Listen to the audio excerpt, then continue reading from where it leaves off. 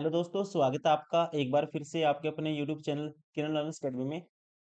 हम कर रहे थे दोस्तों रेलवे के उन सारे क्वेश्चन का क्रैश कोर्स कर रहे थे जो क्वेश्चन 2024-25 अभी जो लेटेस्ट क्वेश्चन जितने भी एग्जाम हुए हैं रेलवे के, जैसे कि RRB, NTPC, under graduate, graduate, उसके साथ साथ RPF, SI, constable, RRB, JE, जो भी क्वेश्चन बने हैं जीके के वो सारे क्वेश्चन हम कवर कर रहे हैं और उसके जो मोस्ट इंपोर्टेंट टाइप है क्वेश्चन की वो कवर कर रहे हैं। इससे पहले हमने इसका पार्ट 1 में 30 क्वेश्चन किए थे और अब रहने वाला है इसका पार्ट 2 क्वेश्चन नंबर 31 टू 60 तक। इसी तरह के क्वेश्चन आपको एग्जाम में भी देखने को मिलेंगे। यहाँ से आपको आइडिया होगा जीके का कौन सा आपके सिलेबस का पार्ट है जहाँ पे आपको देखिए ज़्यादा फोकस करना चाहिए, किस टाइप के क्वेश्चन आपको पढ़ने चाहिए, किस टाइप के क्वेश्चन रेलवे पूछ रहा है आजकल। क्वेश्चन नंबर 31, पृथ्वी के आंतरिक भाग की परतदार संरचना का समर्थन करने वाला साक्ष्य कौन सा है? What evidence support the layered structure of the earth interior? मतलब ये कहता है अर्थ के इंटीरियर की लेयर स्ट्रक्चर का जो एविडेंस है दोस्तों, साक्ष्य है, पृथ्वी की आंतरिक भाग की परतदार संरचना का जो समर्थन करने वाला, सपोर्ट करने वाला साक्ष्य एविडेंस कौन सा है, ये आपसे पूछा गया है। इसको सपोर्ट करने वाला साक्ष्य है, एविडेंस है, seismic wave behaviour. Right answer होगा ऑप्शन ए, भूकंप रंग व्यवहार। भूकंप या कह सकते हैं अर्थक्वेक वेव्स अलग अलग लेयर में अलग अलग स्पीड से चलती है दोस्तों, और इसी तरह के क्रस्ट जैसे कि मेंटल कोर, इन सब का आइडिया हमें मिलता है। राइट आंसर होगा ऑप्शन ए। क्वेश्चन नंबर 32, निम्नलिखित में से कौन सा कारक नदी के किनारों पर गोखुर झीलों के निर्माण को सर्वोत्तम रूप से समझाता है? गोखुर झील मीन्स ओक्सबो लेक्स। मतलब कहता है ओक्सबो लेक्स का जो फॉर्मेशन होता है वो कैसे होता है। तो आपको ध्यान रखना है दोस्तों, रिवर के आउटर बैंक पर इरोजन होगा और इनर बैंक पर डिपोजिशन होता है, इससे लूप कट हो जाता है, इससे निर्माण होता है, फॉर्मेशन होता है ऑक्सबो लेक्स का। लेकिन ऑप्शन में दोस्तों गलत दिया हुआ है, थोड़ा सा टाइपिंग एरर है। इंग्लिश में तो आएगा ये lateral erosion on outer banks and deposition on the inner banks. इसके साथ जो हिंदी होनी चाहिए थी ये होनी चाहिए थी, बाह्य किनारों पर पार्श्व अपरदन और आंतरिक किनारों पर विक्षेपण। ठीक है, ये थोड़ा सा मिस्टेक है यहाँ पे, ऐसे होगा, और ये वाला नीचे आएगा हिंदी, और इसकी हिंदी यहाँ पे आएगी, तो ये ऑप्शन एक बन जाएगा। जैसे इंग्लिश में ये होगा और हिंदी में ये होगा, lateral erosion on the outer banks and deposition on the inner banks. Right answer होगा ऑप्शन बी। ठीक है, इंग्लिश में देखिए आप, इंग्लिश में देखिए ये आएगा lateral erosion on the outer banks and deposition on the inner banks, बाह्य किनारों पर पार्श्व अपरदन और आंतरिक किनारों पर निक्षेपण।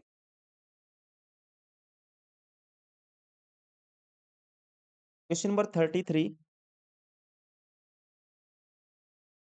बाबर अक्षेत्र, बाबर रीजन विशाल मैदानों मैदानों के किस भाग में स्थित है? आपको ध्यान रखना है, जो बाबर रीजन है, बाबर रीजन ये आता है हिमालय के गिरिपाद के आसन के पास। इंग्लिश में कह सकते हैं adjacent to the foothills of the Himalayas.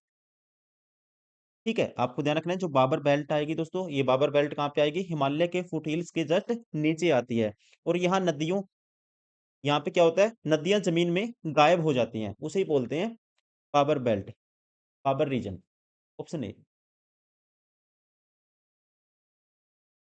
Question number 34, निम्नलिखित में से किस कटिबंध में पूरे वर्ष सूर्य की ऊर्ध्वाधर किरणें प्राप्त होती हैं? Which of the following zones receives vertical rays of the sun throughout the year? मतलब कहता है साल भर जो वर्टिकल सन रेज हैं किस जोन में है, किस जोन में होती हैं? तो ये आता है, आपको याद रखना है, वर्टिकल रेज पड़ती हैं, ऑप्शन सी ट्रॉपिकल, या कह सकते हैं उष्ण कटिबंध रीजन जोन, ट्रॉपिकल जोन। क्योंकि ट्रॉपिक ऑफ कैंसर और ट्रॉपिक ऑफ कैप्रिकॉर्न के बीच में सन रेज सीधी पड़ती हैं, इसी वजह से राइट आंसर होगा इसका, that is tropical zone. Question number 35, निम्नलिखित में से कौन सी पर्वतीय वन की विशेषता है? विच of the following is the characteristic of mountain forest? Mountain या माउंटेन फॉरेस्ट की जो खासियत है, आपको मेन क्वालिटी बतानी है। तो इसकी दोस्तों मेन क्वालिटी होती है, इसमें क्या होता है, सदाबहार चौड़े पत्तों वाले वृक्ष, जैसे बांज, आक बोलते हैं जिसको, चेस्टनट, जो यहाँ मुख्य रूप से पाए जाते हैं, यही इसकी विशेषता है। राइट आंसर होगा ऑप्शन डी।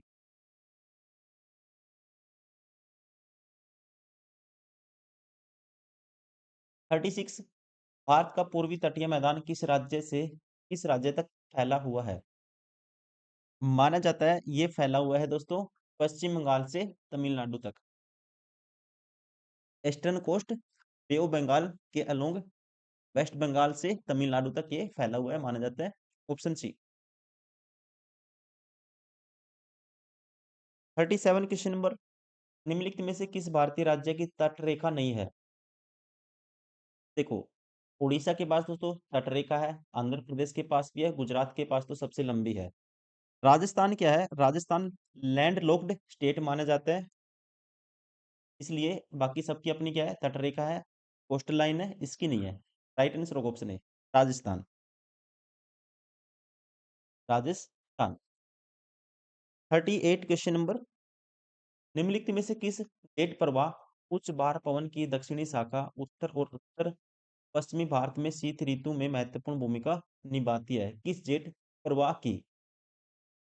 इसका राइट आंसर होगा, ध्यान रखेंगे, विंटर रेनफॉल होती है जो इसी की वजह से होती है, इसी जेट प्रवाह की वजह से होती है विंटर रेनफॉल, सर्दियों में वर्षा। और इसका नाम है, कह सकते हैं ऑप्शन डी, उपोष्ण कटिबंधीय पश्चिमी जेट प्रवाह, सब ट्रॉपिकल वेस्टर्ली जेट स्ट्रीम। और विंटर रेनफॉल भी सब ट्रॉपिकल वेस्टर्ली जेट की वजह से ही होती है। क्वेश्चन नंबर 39, भारत की कौन सी पर्वतमाला संगमरमर का स्रोत है? संगमरमर का स्रोत मानी जाती है, आपको याद रखना है, Aravalli, Aravalli range. Right answer होगा ऑप्शन बी, जैसे कि राजस्थान में एग्जाम्पल है मकराना मार्बल। ये कहाँ से मिलता है हमें? अरावली रेंज से मिलता है। राइट आंसर होगा option B. Question number 40, 24 degree अक्षांश किस भारतीय राज्य की राजधानी के सबसे निकट से गुजरता है? ये गुजरता है सबसे पास 24 डिग्री लैटिट्यूड।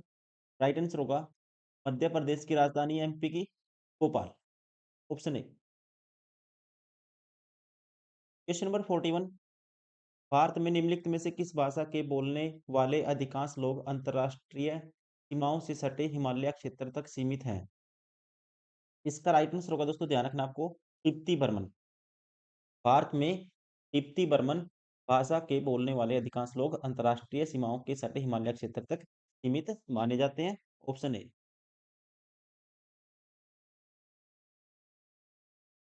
अमरावती, भवानी, हेमवती और काबिनी निम्नलिखित में से किस नदी की मुख्य सहायक नदियां हैं?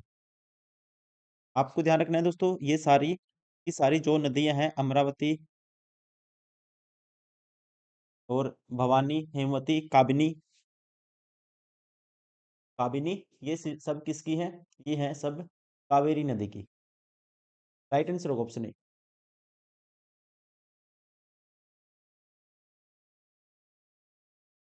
43 क्वेश्चन नंबर, निम्नलिखित में से कौन सा कथन मुद्रा को नियंत्रित करने में नैतिक प्रत्यायन की भूमिका का सटीक वर्णन करता है? सबसे पहले दोस्तों आपको पता होना चाहिए नैतिक प्रत्यायन क्या होता है। नैतिक प्रत्यायन को इंग्लिश में बोलते हैं मोरल सुएसन।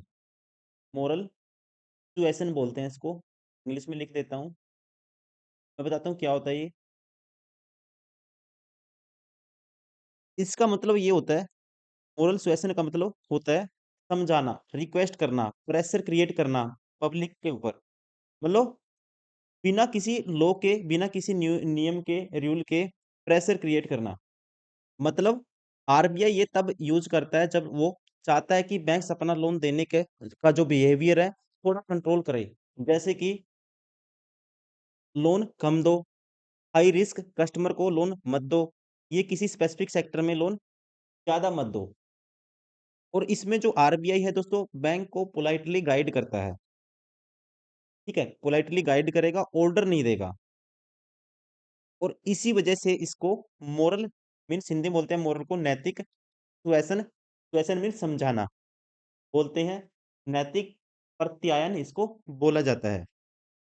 अब यही पूछा गया, कहता है निम्नलिखित में से कौन सा कथन मुद्रा को नियंत्रित करने में नैतिक प्रत्यायन की भूमिका का सटीक वर्णन करता है? क्विक वर्णन यहाँ पे पहला ऑप्शन है, यह आरबीआई द्वारा बैंकों के ऋण देने के व्यवहार को प्रभावित करने के लिए प्रयोग किया जाने वाला अन्य और दबाव का मिश्रण है, जो मैं बता चुका हूँ। एक प्रेशर है जो पोलाइटली तरह से क्रिएट किया जाएगा, ना कि लो और ऑर्डर से। राइट आंसर होगा ऑप्शन ए। क्वेश्चन नंबर 44, निम्नलिखित में से कौन से 6 खाते बजट के आर्थिक वर्गीकरण में भूमिका निभाते हैं? आपको पता होगा दोस्तों, गवर्नमेंट जब बजट बनाती है तो उसमें पैसे का हिसाब काफी कैटेगरी में होता है। इकोनॉमिक क्लासिफिकेशन में 6 अलग-अलग अकाउंट होते हैं, 1 से 6 तक होते हैं। इसमें 3 चीजें ट्रैक होती हैं, जैसे कमोडिटीज, सामान का लेन-देन चेक होता है, रिवेन्यू कह सकते हैं इनकम और रिसिप्ट चेक होती है, कैपिटल कह सकते हैं एसेट्स क्रिएशन और लोन्स चेक किया जाता है। और ये इसलिए होता है, इसका क्लासिफिकेशन वर्गीकरण इसलिए किया जाता है ताकि सरकार का जो पैसा है उसका पता चले वो कहाँ से आ रहा है और कहाँ पे जाएगा या कहाँ पे जा रहा है, तो ये पता चलता है वहां से। इसका जो राइट आंसर होगा यही पूछा गया है, निम्नलिखित में से कौन से 6 खाते बजट के आर्थिक वर्गीकरण क्लासिफिकेशन में भूमिका निभाते हैं? राइट आंसर होगा इसका ऑप्शन सी। खाता 1 से 6 वस्तुओं राजस्व पूंजी में लेन देन, account 1 to 6 transaction in commodities, revenue and capital.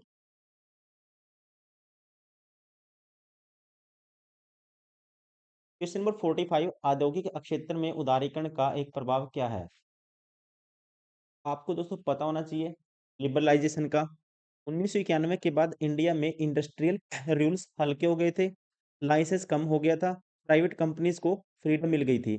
इसका सीधा इफेक्ट क्या हुआ? इसका सीधा इफेक्ट ये हुआ, बहुत सारी न्यू कंपनीज मार्केट में आ गई थी, कंपटीशन बढ़ गया था, कंपनीज को बेटर सर्विस और बेटर प्राइस देने पड़े थे। इसका मतलब होगा, कह सकते हैं हम सीधे तौर पे कंपटीशन इंक्रीज होना। लिबरलाइजेशन का क्या होगा? एक बिगेस्ट इफेक्ट होगा। राइट आंसर होगा ऑप्शन सी, प्रतिस्पर्धा कंपटीशन में वृद्धि।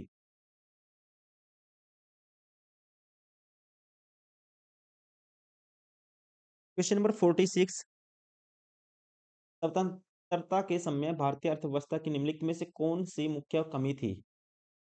दोस्तों ध्यान रखना, ये क्वेश्चन कहीं ना कहीं पूछा जाता है। 1947 में इंडिया की स्वतंत्रता के समय इकोनॉमिक कंडीशन बहुत खराब थी, काफी वीक थी, ज्यादा लोग गरीब थे, रोजगार की कमी थी, प्रोडक्शन लो था, बिल्कुल ही इंडस्ट्रियल सेक्टर डेवलप नहीं हुआ था, एग्रीकल्चर आउटडेटेड था, पूरी मतलब कि टेक्निक का यूज नहीं किया जाता था। कुछ बहुत सारी, जैसे एग्रीकल्चर में भी उसके बाद बहुत सारी टेक्निक यूज की जाने लगी, अच्छे तरह के बीज यूज किए जाने लगे, उससे पहले ये सारी चीजें नहीं थी।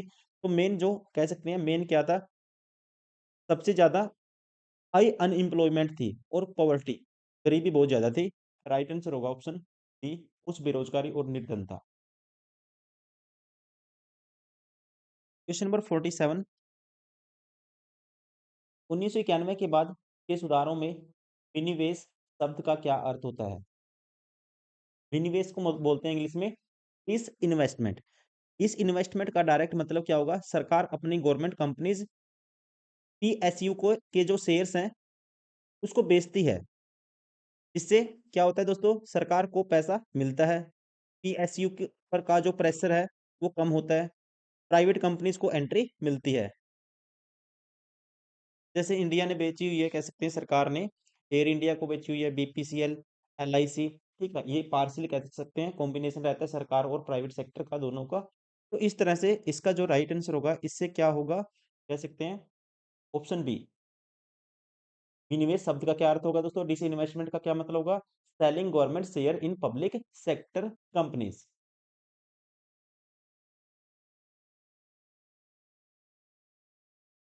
क्वेश्चन नंबर 48, निम्नलिखित में से कौन सा उपागम गरीबी कम करने के लिए भारत सरकार के 3 उपागमों में एक नई है? कौन सा है दोस्तों जो एक नई है? सबसे पहले आपको ध्यान रखना है, इंडिया में जो पॉवर्टी हटाने के 3 मेजर अप्रोच होती हैं। पहली होती है ग्रोथ बेस्ड, मतलब growth based means economy grow होगी तो बेनिफिट गरीब तक पहुंचेंगे। सेकंड होता है एम्प्लॉयमेंट बेस्ड, मतलब रोजगार क्रिएट करना। और तीसरा होता है public expenditure. Public expenditure based मतलब health, education, food security provide करना। और इसमें से अकॉर्डिंग टू गिवन ऑप्शन, पर minimum wages for different skill levels, ये पॉवर्टी रिमूवल का एक मेजर ऑफिशियल अप्रोच नहीं है, ये एक लेबर लॉ कॉन्सेप्ट है। राइट आंसर होगा दोस्तों इसका ऑप्शन डी। विभिन्न कौशल सत्रों वाले श्रमिकों के लिए न्यूनतम पारिश्रमिक तथा मजदूरी सुनिश्चित करना।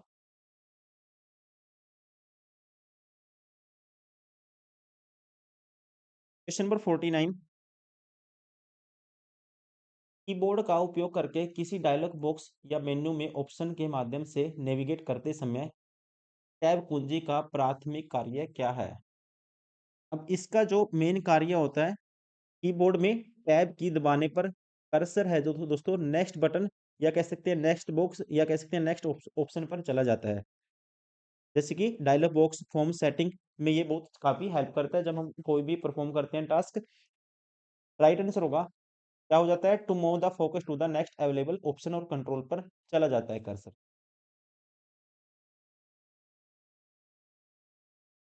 Question number 50, MS PowerPoint में स्लाइड मास्टर का उद्देश्य क्या है?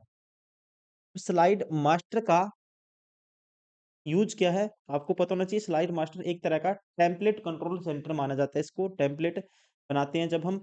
अगर तुम मान लो क्या करते हो स्लाइड मास्टर में दोस्तों, फ़ॉन्ट चेंज करो, ठीक है, फ़ॉन्ट चेंज करते हैं या बैकग्राउंड चेंज करें, लेआउट चेंज करो, ये सब स्लाइड पर ऑटोमेटिकली अप्लाई हो जाता है। मतलब टाइम बचता है आपको, प्रेजेंटेशन जल्दी बन जाती है, अच्छी बन जाती है, बार-बार आपको ऑपरेशन अप्लाई नहीं करने। राइट आंसर होगा इसका, कह सकते हैं ऑप्शन बी, सभी स्लाइडों पर एक समान फॉर्मेटिंग, फ़ॉन्ट और लेआउट लागू हो जाती है या लागू करना के लिए यूज़ किया जाता है। क्वेश्चन नंबर 51, कौन सा स्मृति प्रकार मेमोरी टाइप गैर अस्थिर और आमतौर पर एम्बेडेड नियंत्रकों में फर्मवेयर भंडारण के लिए उपयोग किया जाता है? Which memory type in both non volatile and commonly used for firmware storage in embedded controller? Embedded controller. अब वोलेटाइल में दोस्तों क्या होता है, डेटा उड़ जाता है, जैसे रैम क्या है, वोलेटाइल है। नॉन वोलेटाइल में डेटा नहीं उड़ेगा, परमानेंट होगा स्टोरेज।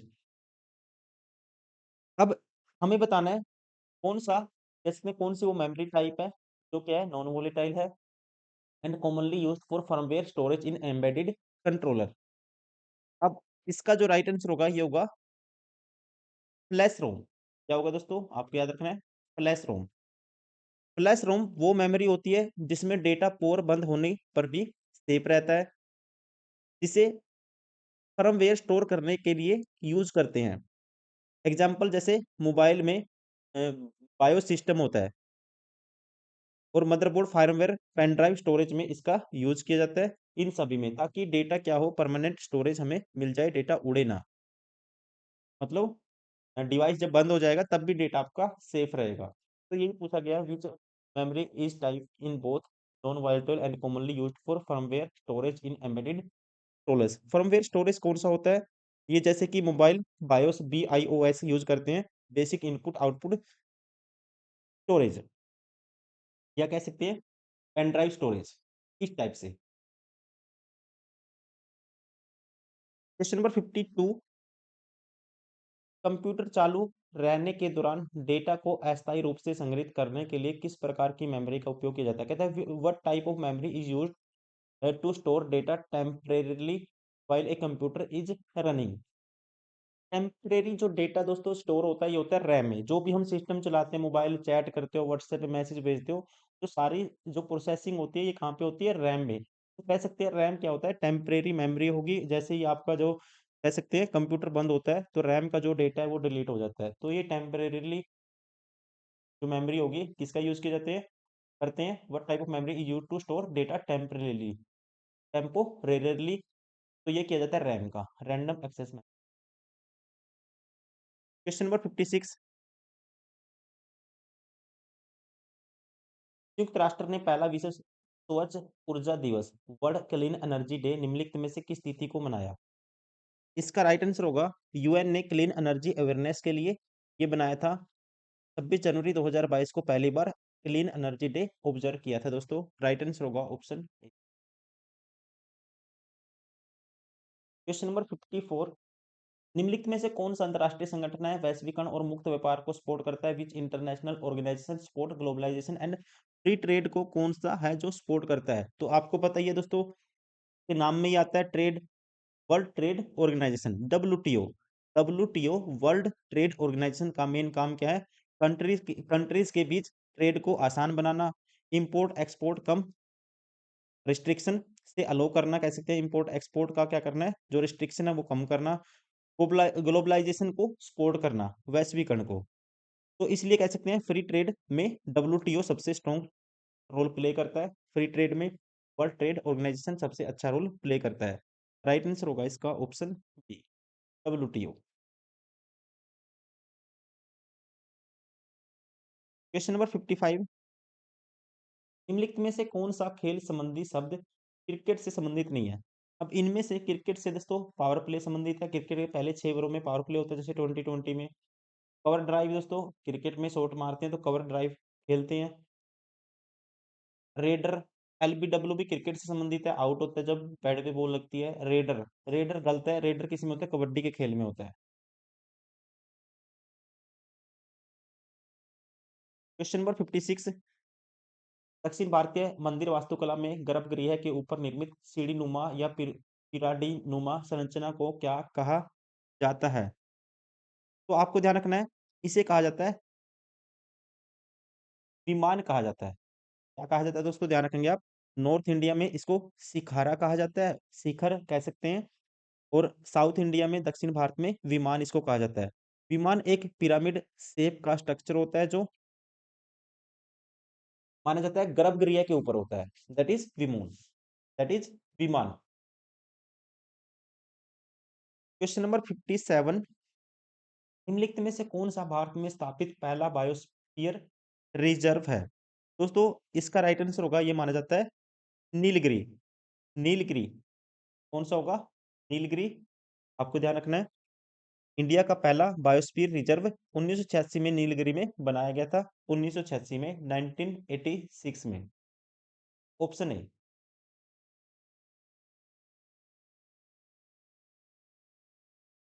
क्वेश्चन नंबर 58, निम्नलिखित में से किस भारतीय राज्य में जागर नृत्य शैली की उत्पत्ति हुई? जागर नृत्य शैली की उत्पत्ति माना जाता है ये हुई थी उत्तराखंड में। जागर उत्तराखंड का डिवोशनल प्लस दोस्तों एक रीति रिवाज वाला डांस है, जिसमें गाने और नाच के थ्रू, मतलब कि नाच के साथ और गाने के थ्रू देवताओं को, देवी देवताओं को जगाया जाता है। राइट आंसर होगा कहां पे, उत्तराखंड में, यूके। क्वेश्चन नंबर 59, राजस्थान का गणगौर त्योहार जो देवी पार्वती को समर्पित है कितने दिनों तक मनाया जाता है? यहाँ पे इसका राइट आंसर होगा दोस्तों, ये चलता है 18 दिन तक। गणगौर राजस्थान का फेमस फेस्टिवल है और किसको समर्पित है, माता पार्वती को समर्पित है, और 18 दिन तक चलने वाला फेस्टिवल है। Option A. Question number 60, Manipur Sangai महोत्सव जिसका नाम इस राज्य के राजकीय पशु संगाई के नाम पर रखा गया है, की शुरुआत किस वर्ष हुई थी? यहाँ पे इसका राइट आंसर होगा, ध्यान रखना आपको, संगाई मणिपुर का स्टेट एनिमल है। कहाँ का, मणिपुर का। उसी के नाम पर संगाई फेस्टिवल 2005 में स्टार्ट हुआ था। और ये दोस्तों क्या है, एक कल्चर प्लस टूरिज्म फेस्टिवल माना जाता है इसको। शुरुआत हुई थी 2005 में। राइट आंसर होगा ऑप्शन डी।